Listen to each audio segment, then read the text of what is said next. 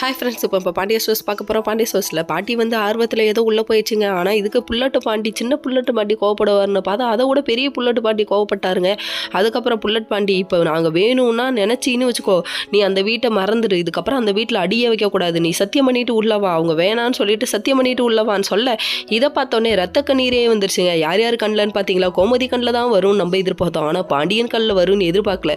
ஏய் பாண்டியன் பாசத்துக்கு பேர் பண்ணுவேன்டா அப்படி சொல்லிட்டு டைலாக்லாம் வேக வேகமாக அடிச்சுட்டு, அத்தை நீங்கள் போகாதீங்க அத்தை, அத்தை நீங்கள் போகவே போகாதீங்க அத்தை, நீங்கள் போகவே கூடாது, இங்கே இருந்துருங்க அத்தை, உங்களுக்காக நாங்கள் இருக்கோம் அத்தை, என்னையும் உங்கள் பையனாக நினச்சிக்கோங்க அத்தைன்னு கதர்னு கதற. டேய் இப்படி ஒரு ஆக்டிங்கை ஒன்ட்டை எதிர்பார்க்கலாடாப்பா சாமி அப்படிங்கிற மாதிரி ஆயிடுச்சிங்க. இவங்க தான் ஒரு பக்கம் கதறாங்கன்னா, ஐயோ கோமதியம்மா நீ பெத்த புள்ள, நீ ஆக்ஷன்னு சொல்லி தான் செய்யணுமா, சீக்கிரம் வேலையை காமிக்க வேணாமா, போட்டு நவுத்துங்கள் அப்படிங்கிற மாதிரி ஆயிடுச்சு. கோமதி அம்மாவுக்கு நல்ல நாள்லேயே கண்ணு தண்ணி ஆறு மாதிரி ஓடும். சொல்லவா வேணும், பொழந்து கட்டிடுச்சுங்க. இருமான்னு அவங்க ஒரு பக்கத்து கதற. அதுக்கப்புறம் அம்மாச்சி இருங்கன்னு பேர பிள்ளைங்கள்லாம் கதற. இதை பார்த்தோன்னே ஐயோ ரெண்டு குடும்பத்துக்கு பிரச்சனையே வேணாம்ப்பா, எனக்கு நீ வேணாம்ப்பான்னு சொல்லிட்டு கையெடுத்து கும்பிட்டுட்டு கிளம்பி வந்துருச்சு.